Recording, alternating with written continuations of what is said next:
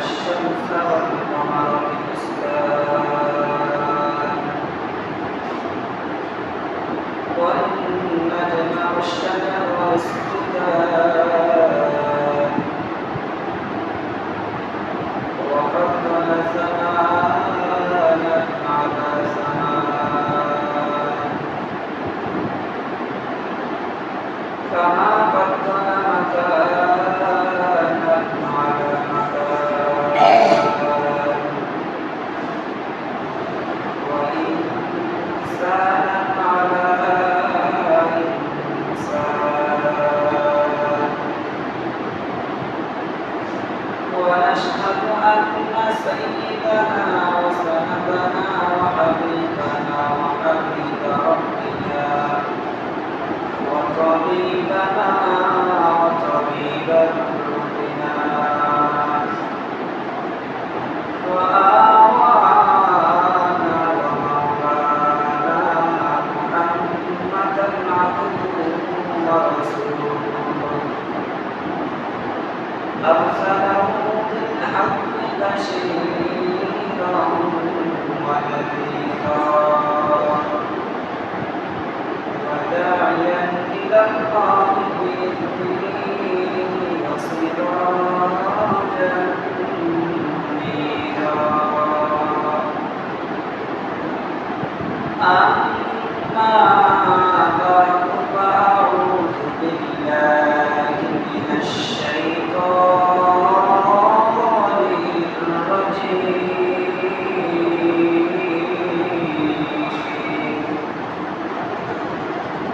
بسم الله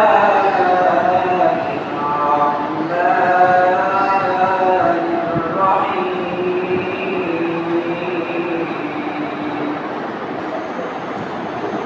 قل إن كنتم تحبون الله فاتبعوني يحببكم الله ويغفر لكم ذنوبكم والله غفور رحيم صدق الله مولانا العظيم وصدق رسوله النبي الكريم ونحن على ذلك لمن الشاهدين والشاكرين والذاكرين والحمد لله رب العالمين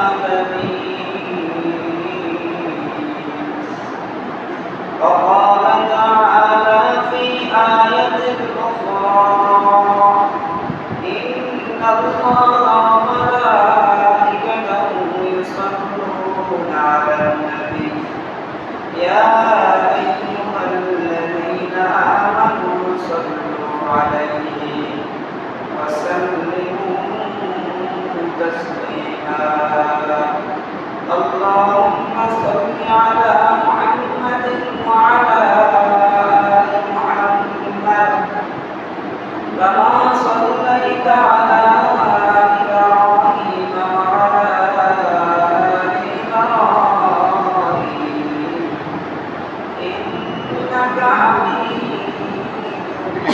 مجيد اللهم بارك على محمد وعلى آل محمد كما باركت على إبراهيم وعلى آل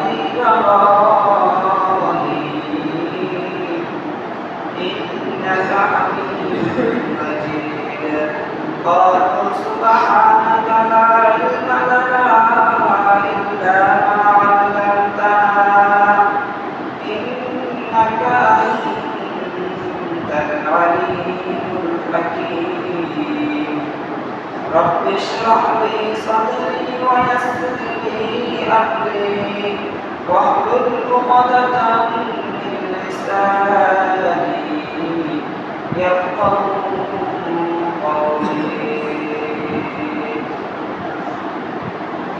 আলহামদুলিল্লাহ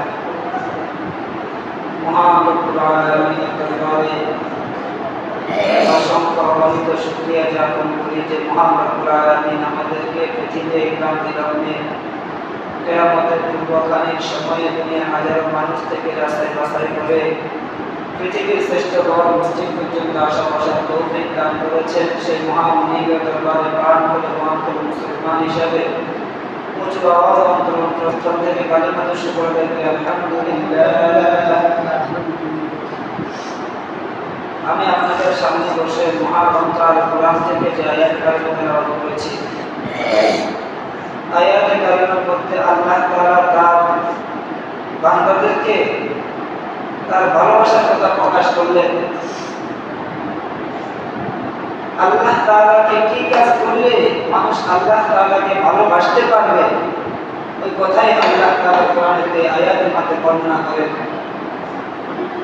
আমরা দুনিয়াতে সকলে মুসলমান দাবি করি, সকলে দাবি করি, সকলে আল্লাহকে ভালোবাসি, আল্লাহ তাআলাকে সকলে পছন্দ করি, মহব্বত করি।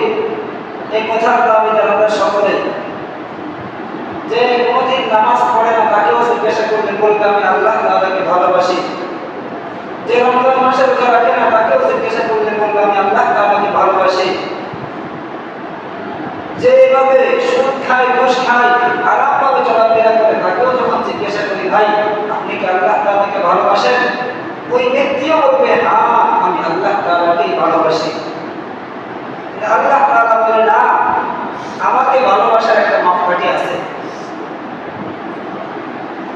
বন্ধু বন্ধুকে ভালোবাসে, বন্ধুর ভালোবাসার একটা মাপকাঠি আছে। বন্ধু বান্ধবীকে ভালোবাসে, তার ভালোবাসার একটা মাপকাঠি আছে।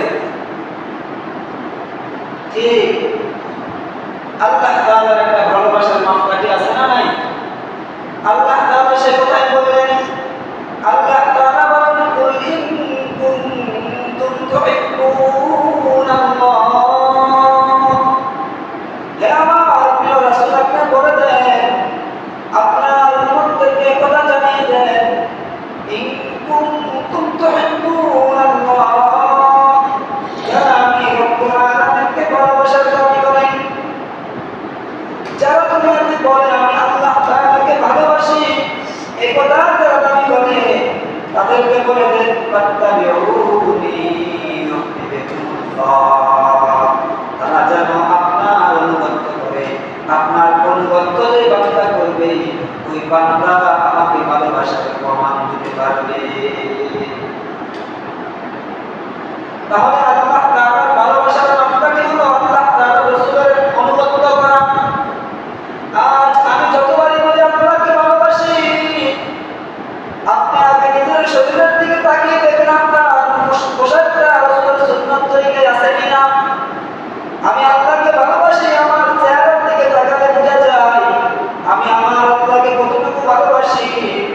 আমার মাথার দিকে তাকালে বোঝা যায় আমি আমার আল্লাহকে কতটুকু ভালোবাসি। আমার শরীরের দিকে তাকাইলে বোঝা যায় আমি আমার আল্লাহকে কতটুকু ভালোবাসি।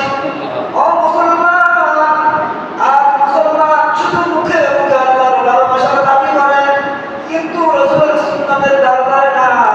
আল্লাহ তাআলা বলেন রে বান্দা, যতদিন পর্যন্ত আমার রাসূলের অনুগত করতে পারবে না, যতদিন পর্যন্ত তোমার ভিতরে আমার রাসূলের সুন্নাতের অনুগত হবে না, ততদিন পর্যন্ত তুমি যদি বাবা আমি আল্লাহকে ভালোবাসি, আল্লাহকে ভালোবাসি, আল্লাহর ভালোবাসা হবে না।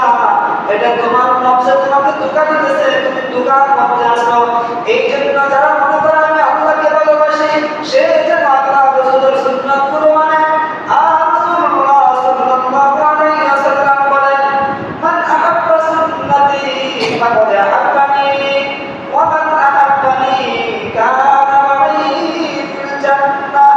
ওয়া আমার উম্মতেরা শোনো, তোমরা যারা আমাকে ভালোবাসার দাবি করো তোমরা বলতে থাকো আমরা রাসূলকে ভালোবাসি, রাসূলের ভালোবাসা আমাদের অন্তরে আছে। ও আমার উম্মতেরা শোনো, মান আহাব্বা সুন্নতি, যে ব্যক্তি আমার সুন্নাতগুলোকে ভালোবাসলো, মান আহাব্বা সুন্নতি ফাকাদ আহাব্বানি, সে যেন আমার রাসূলকে ভালোবাসলো। ও মান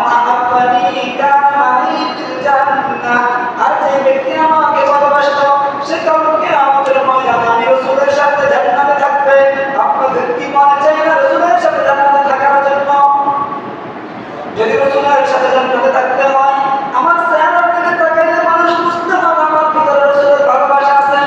আমার মাথার দিকে তাকাইলে বুঝতে হবে আমার ভিতরে রাসূলের ভালোবাসা আছে। আমার শরীরের দিকে তাকাইলে বুঝতে হবে আমার ভিতরে রাসূলের ভালোবাসা আছে। অন্যথায় রাসূলের ভালোবাসার দাবি করতে পারি বান্দা, কিন্তু আমার রাসূলের ভালোবাসা কোনোদিন হবে না যতদিন পর্যন্ত আমার ভিতরে রাসূলের সুন্নাত ঢুকিয়ে দিতে পারবো না। যতদিন পর্যন্ত রাসূলের আদর্শবান হতে পারবো না, ততদিন পর্যন্ত আমি হাজারবার বললেও আমার রাসূলের ভালোবাসা হবে না। আর আমি মুখে বলতে হবে না, আমি রাসূলকে ভালোবাসি, আমি আল্লাহকে ভালোবাসি, আমি মুখে বলতে হবে না, আমার কাজের মধ্যে প্রমাণ হয়ে যাবে আমি রাসূলকে ভালোবাসি। কিয়ামতের ময়দানে রাসূলুল্লাহ সাল্লাল্লাহু আলাইহি ওয়াসাল্লাম যখন আমাকে দেখবে, আমার চেহারার দিকে তাকাইলে রাসূল বলবে, এটা তো আমার সুন্নতের ইত্তেবা করেছে। আর পক্ষান্তরে দুনিয়াতে শুধু স্লোগান দিয়েছে আমি রাসূলকে ভালোবাসি, আমি রাসূলের ভালোবাসার নামে কেক কাটলাম, রাসূলের জন্মদিনের রাতে এভাবে লাফালাফি করলাম, রাসূলের জন্মদিন আসার পরে এইভাবে একে অপরকে নারী পুরুষ একসাথে মিলন হয়ে গাড়ি চড়ে এইভাবে স্লোগান দিয়েছে, রাসূলের ভালোবাসার দাবি করেছি। আল্লাহ রাসূল বলেন যে বান্দা, না না না, এগুলো করতে হবে না, শুধুমাত্র আমার সুন্নাতগুলো যখন আদায় করবা তখন তুমি মুখে স্লোগান দিতে হবে না, তুমি বলতে হবে না আমি রাসূলকে ভালোবাসি, তুমি বলতে হবে না আমি রাসূলের আশিক।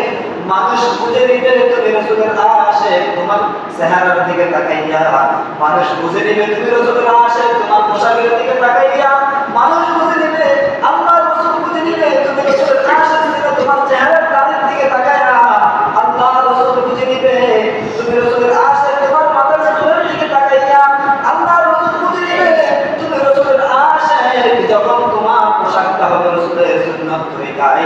তুমি মুখে স্লোগান দিতে হবে না, আর স্লোগান দিলে শুধু রাসূলের ভালোবাসা হয় না, রাসূলের ভালোবাসার জন্য রাসূলের সুন্নাত পুরো মানার দরকার আছে না নাই? আজ আমাদের মধ্যে রাসূলের সুন্নাত নাই, এমনিই বলে রাসূলকে ভালোবাসি, রাসূলের আদর্শ কোনো কিছুই আমাদের কাছে নাই। আবার মুসলমান দাবি করি, কপাল করার জাত আমরা, আমাদের মতো কপাল করা হতভাগ পৃথিবীর জমিনে আর কেউ নাই। আজ আমরা রাসূলের সুন্নতের নামে এইভাবে বেদাতগুলোকে আঁকড়ে ধরলাম, আর যারা রাসূলের সুন্নতের কথা বলে তাদের বিরুদ্ধে আবার আচরণ করি। রাসূলের ভালোবাসা যখন রবিউল আউয়াল মাস আসে তখন আমাদের কিছু ভাইদের মধ্যে রাসূলের ভালোবাসা দেখা যায় শুধু রবিউল আউয়াল মাসের 12 তারিখে দেখা যায়, আর আগে পরে কোনোদিন তাদের মধ্যে রাসূলের ভালোবাসা দেখা যায় না। শুধুমাত্র কেবলমাত্র রবিউল আউয়াল মাসের যখন 12 তারিখ হয় তারা একথা বুঝাইতে চায় তারা রাসূলকে ভালোবাসে, আর তারা রাসূলের ভালোবাসার নামে নারী পুরুষ একত্রিত হয়ে এভাবে রাস্তায় চলে স্লোগান দিতে থাকে। রাসূলের আদর্শের মধ্যে নাই, নারী পুরুষ একত্র হওয়ার আদর্শের মধ্যে নাই। ইসলামের সম্পূর্ণ নিষেধ, পর্দা ফরজ, আর আমরা পর্দার খেলাপ করে, ফরজের খেলাপ করে আবার আমরা রাসূলের ভালোবাসার দাবি করি। আমাদের মতো অতবার প্রমাণ করা জাতি আর কে হতে পারে?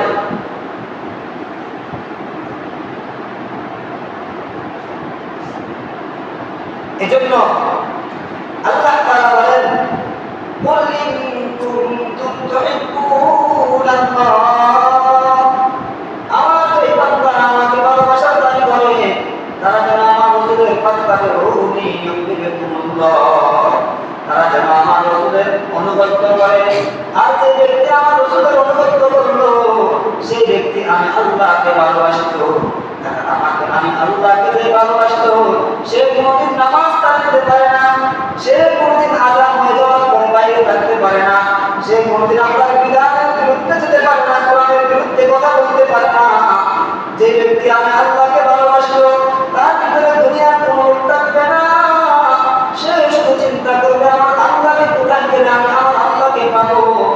খলিল ইব্রাহিম আল্লাহর জন্য পাগল ছিলেন।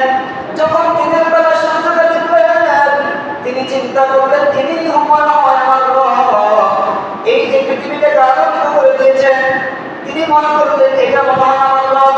যখন বিকাল বেলা সূর্য ডুবে গেল, তিনি বললেন না না, যেটা ডুবে যায় সেটা আমার রব হতে পারে না, আমার রব কোনোদিন ডুবতে পারে না। বিকাল বেলা আকাশে যখন চন্দ্র দেখলেন, চন্দ্র দিকে তাকিয়ে বুঝলেন মনে হয় এটা আমার রব। কিন্তু সকালবেলা যখন চন্দ্র দেখা যায় না, তখন তিনি বলে না এটা আমার রব না, তারকারাজির দিকে তাকিয়ে বলে এটা আমার রব। যখন তারকারাজি চলে যায়, তখন বলে না এটা আমার রব নয়, আমার রব কই। তখন তিনি বললেন এই সূর্যকে যিনি চালায়, চন্দ্রকে যিনি চালায়, যিনি এভাবে আসমান জমিনকে চালাইতেছেন, তাদের মালিক যিনি, তিনি হলেন আমাদের রব। সুতরাং আল্লাহর ভালোবাসা থাকার কারণে এইভাবে তার সমস্ত গোষ্ঠী সহ সমস্ত সবাই নমরুদের দোষর ছিলেন, তারা সকলে এভাবে মূর্তি পূজা করতেন। আর ওই মূর্তি পূজা থেকে ইব্রাহিম খলিল তার রবকে চিনে গিয়েছেন। আজ আমরা দাবি করি মুসলমান, আমাদের বাবা মুসলমান, দাদা মুসলমান, আমাদের পূর্বপুরুষ মুসলমান, এরপরেও আমরা রবের পরিচয় পাই না। আমাদেরকে রবের পরিচয় দিয়ে দিয়েছেন, আমার বাবা আমাকে শিখিয়ে দিয়েছেন বলো না ইলাহা ইল্লাল্লাহ, লা ইলাহা ইল্লাল্লাহ, লা ইলাহা ইল্লাল্লাহ। আমার বাবা আমাকে শিখিয়ে দিয়েছেন ও সন্তান তোমার একজন রব আছে। আমার দাদা আমাকে বুঝিয়ে দিয়েছেন তোমার একজন রব আছে। আমার উস্তাদরা আমাকে শিখিয়ে দিয়েছেন তোমার একজন রব আছে। এরপরও কেন আমি রবকে চিনি না, আমি রবের পরিচয় পাই না, আমার কাছে রবের আদেশগুলো ভালো লাগে না। প্রতিনিয়ত আমার সামনে এইভাবে দুনিয়া থেকে মানুষগুলো চলে যাচ্ছে আর আমাকে সবক দিয়ে যাচ্ছে। ও দুনিয়ার মানুষগুলো দেখো দেখো দেখো, আজ আমি চলে যাচ্ছি, কাল তোমার চলে যেতে হবে। সুতরাং এই দুনিয়ায় তোমার থাকার জায়গা নয়, এই দুনিয়ায় তুমি থাকতে পারবে না, চাইলেও থাকতে পারবে না।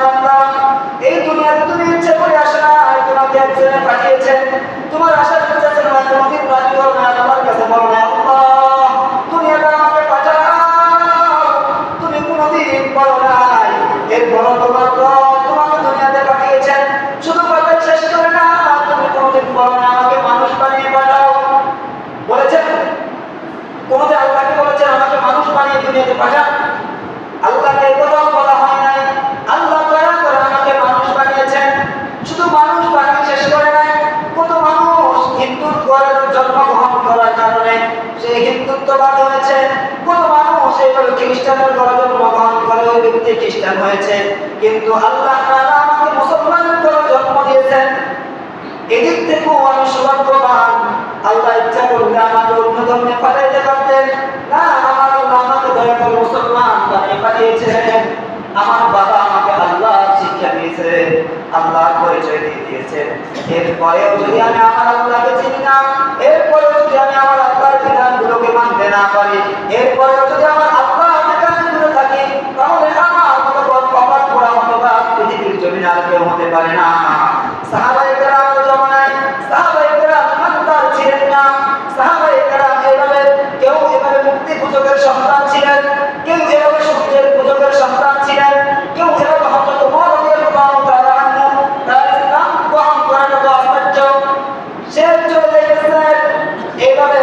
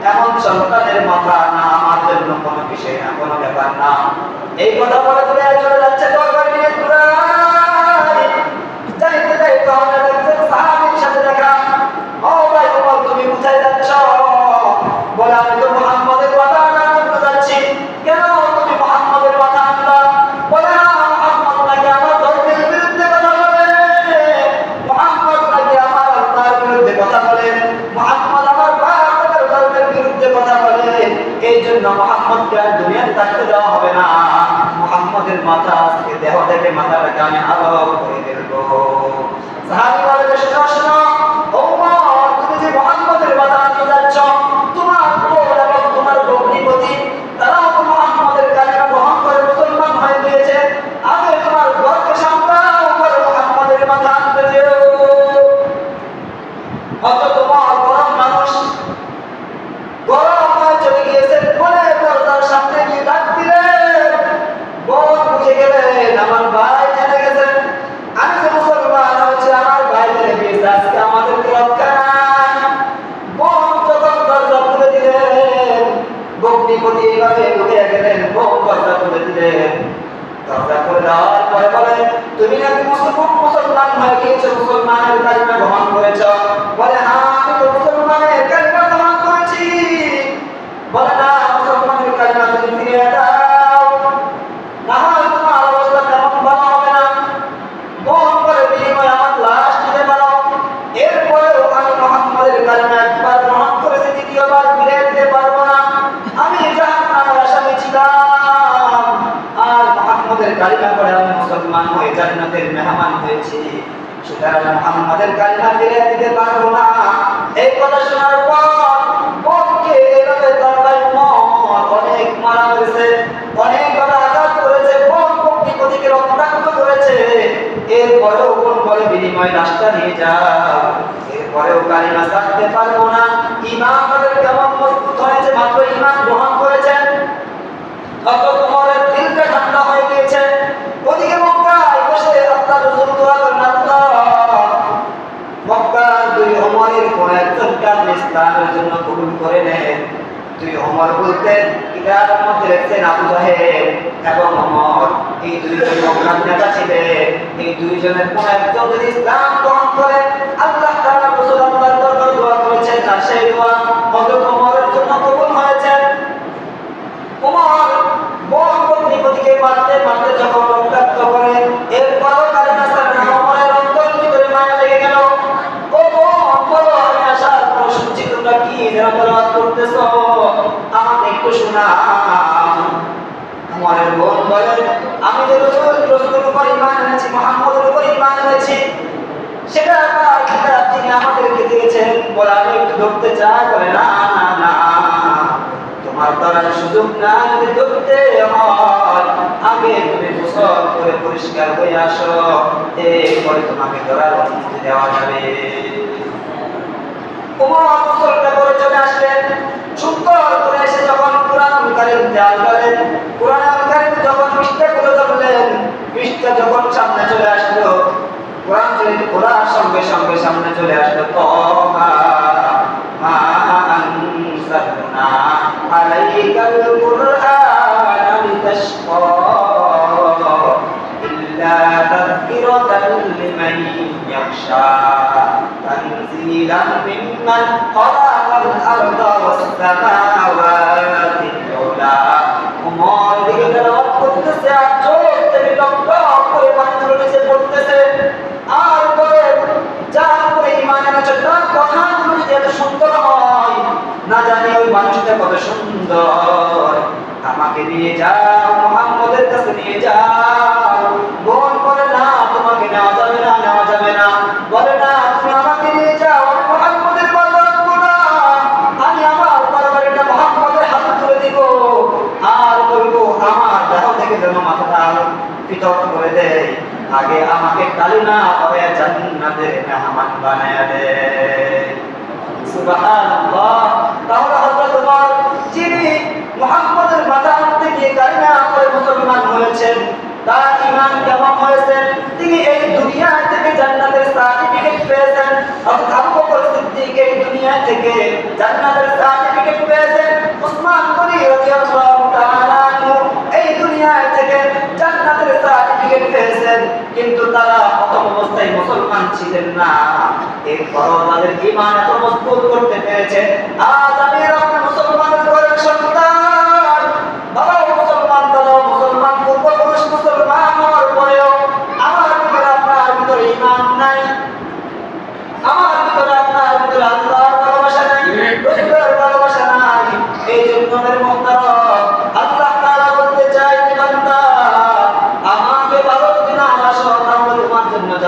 ছাড়া কোনো উপায় নাই। দুনিয়াতে আমি তোমাকে পাঠিয়েছি, অনেক মায়া করে পাঠিয়েছি, মহব্বত করে পাঠিয়েছি। কেন পাঠিয়েছি রে বান্দা? একমাত্র আমার ইবাদত করার জন্য।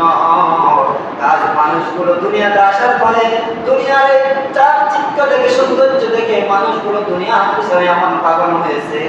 দুনিয়ায় করতে করতে করতে করতে আল্লাহকে ডাকার পর্যন্ত সময় বান্দা হাতে হয় না। বান্দাকে যখন বলা হয় না মাঝে চলো, বান্দা বলে আমার সময় নাই। বান্দাকে বলে চলো ইসলামী মাহফিলে চলো, বান্দা বলে আমার সময় নাই। বান্দাকে বলে চলো চলো মাহফিলে চলো, বলো না আমার সময় নাই। ওই বান্দা তোমার সময় কখন আসবে? সময় নাই নাই করতে করতে এমন একটা সময় চলে আসবে যে সময় তুমিও আর এই দুনিয়াতে থাকবা না। এই জন্য তুমি এই দুনিয়া থেকে যাওয়ার আগে আগে কবরের সামান তৈরি করার দরকার আছে না? এজন্য আমাদেরকে আল্লাহ তাআলার ভালোবাসা অন্তরে রাখতে হবে, আল্লাহ তাআলার ভালোবাসা নিয়ে কাজ করতে হবে। আর যে ব্যক্তির অন্তরের ভিতরে আল্লাহর ভালোবাসার ভয় থাকবে, ওই ব্যক্তির দ্বারা কোনোদিন গুনাহ করা সম্ভব হবে না। ওই ব্যক্তি কোনোদিন আরেকজনের জমি থেকে এভাবে লাশ কাটতে পারে না, আরেকজনের হক নষ্ট করতে পারে না, আরেকজনের অনুমতি ব্যতীত ওই ভাইয়ের কোনো হক নষ্ট করতে পারে না। যে ব্যক্তি আল্লাহ তাআলার হুকুম মানে না, যে ব্যক্তি নিজের ইচ্ছা মতো আরেকজন ভাইয়ের হক নষ্ট করে, বুঝতে হবে ওই ব্যক্তির ভিতরে আল্লাহর ভালোবাসা নাই। হতে পারে ওই ব্যক্তি নামাজি, হতে পারে ওই ব্যক্তি মসজিদের ইমাম খতিব, হতে পারে ওই ব্যক্তি আল্লাহ আমরা আমাদের চোখে অনেক বড় আল্লাহওয়ালা, কিন্তু অন্যের হক যদি ঠিকঠাক আদায় না করে, আপনি বুঝে নেবেন ওই ব্যক্তির ভিতরে পরিপূর্ণ ঈমান নাই।